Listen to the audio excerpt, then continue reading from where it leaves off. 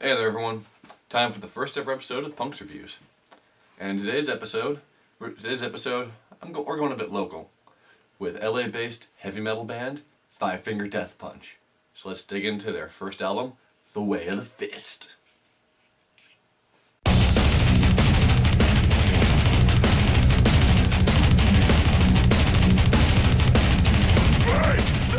Now, some of you might be wondering, who the fuck is Five Finger Death Punch? Well, you're retarded. But since I'm in a nice mood, I'll explain it for you. The band was started in 2005 by rhythm guitarist Zoltan Bathory and includes him, singer Ivan Moody, lead guitarist Jason Hook, bassist and backing vocals Matt Snell, and drummer Jeremy Spencer. The band is known for its straight-up hardcore brutalness and love of swearing just a little too much. Alright, because I got into this band a little later than most people, I have the re-release with 3 bonus tracks. So I'm going to be reviewing those 3 bonus tracks. Mostly because why would I review the album if I'm not going to put all the special stuff on? The first track on the CD is Ashes, a song that is the perfect starting track for the album and the band itself. Full of double bass drumming, kick-ass guitar, and bass you can actually hear for once, thank all that's holy.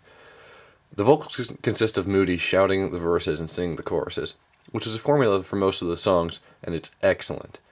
Ashes is probably one of my favorite songs, to be honest. A kick-ass song that makes you want to do anything but sit down. Next up, we have the worst song on the entire album, The Way of the Fist.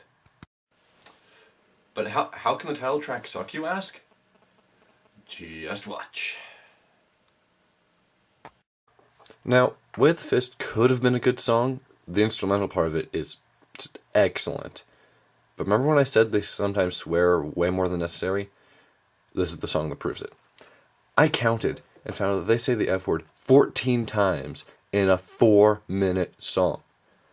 Jeebus, guys. A little creativity would have been nice. Track 3, Salvation, is freaking awesome. It's kind of the obligatory anti-religion song, but it's so damn cool that you don't mind it. The lyrics are simple and repetitive, but they flow so well that it sounds great. The song itself, to me anyway, is about how you don't need to have a religion to find salvation, and the hardcore verses and sung chorus makes it even better than with Ashes. This is the song you find yourself screaming in your room as your parents yell at you to shut up, and goddamn do I love it.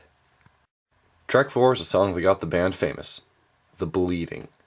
It's the reverse of what they normally do, with a sung verse and a shouted chorus, but it's probably the best track on the entire CD.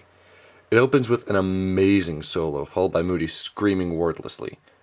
After that, it gets to the singing, demonstrating the fact that Moody can sing just as well as he screams. The song sends shivers down my spine and is just so awesome that anybody watching me should hit pause and go listen to it and then come back. Go ahead, I'll wait. Fetha. Moving on. Next is Place to Die. To tell you the truth, I'm really not a big fan of this song, as it basically sounds like a different version of Way of the Fist. You can really listen to the whole album and skip this track without missing much of anything awesome. Track 6 is another sick as hell song, The Devil's Own. It's a song about just losing it at everyone who's ever talked down to you. Being a guy that even the chess club picked on, I tend to latch onto this track a bit, and I often find it stuck in my head when I'm pissed off. Anyone who hated high school should listen to this track. Also, the bass is just fething fantastic. Next on the list is White Knuckles, a track that leaves a lot of the other tracks on the list in the dust just by sheer brutality. Any song about taking back control is usually kick-ass, unless you're Rage Against the Machine. I hate Rage Against the Machine. Not much to say on track 8, Can't Heal You. It's basically what you've come to expect from this band at this point. Not a great song, not a bad one. It's cool, but it's nothing fantastic. Oh, hell yes. The only song that is so awesome, it actually got its own t-shirt. Death Before Dishonor is so awesome that it's one of my favorite songs in the world, along with Slipknot's Gently and Deicide's When Heaven Burns. It's awesome, brutal, and it just makes you feel invincible. Listening to it makes you feel like you can take on an army with a butter knife. Death Before Dishonor is what the title track should have been. And then there's Meet the Monster. Like Devil's Own, it's a track I hold close, but for different reasons. Where Devil's Own is just shouting out in rage, Meet the Monsters look at what you've made, and fear it, damn it. It's more directed rage than mindless hate, like Way of the Fist, and its sheer badassery makes it the perfect song to use to describe this band. On to the bonus tracks. First is Never Enough. It's softer than the other songs, but it's not bad. It's a love or hate it track, really. Bonus 2, Stranger Than Fiction. All kind of soft, starts slow, but immediately picks up the pace.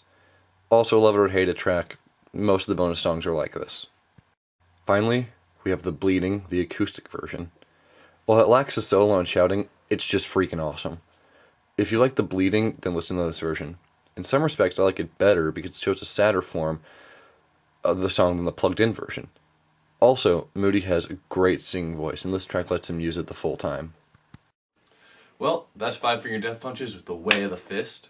I hope all of you liked it, and maybe convince a few of you to go out and buy it. If you like metal, I totally recommend getting this album. It's excellent, despite the horrible crap that the title track is. Well, till next time on Punks Reviews.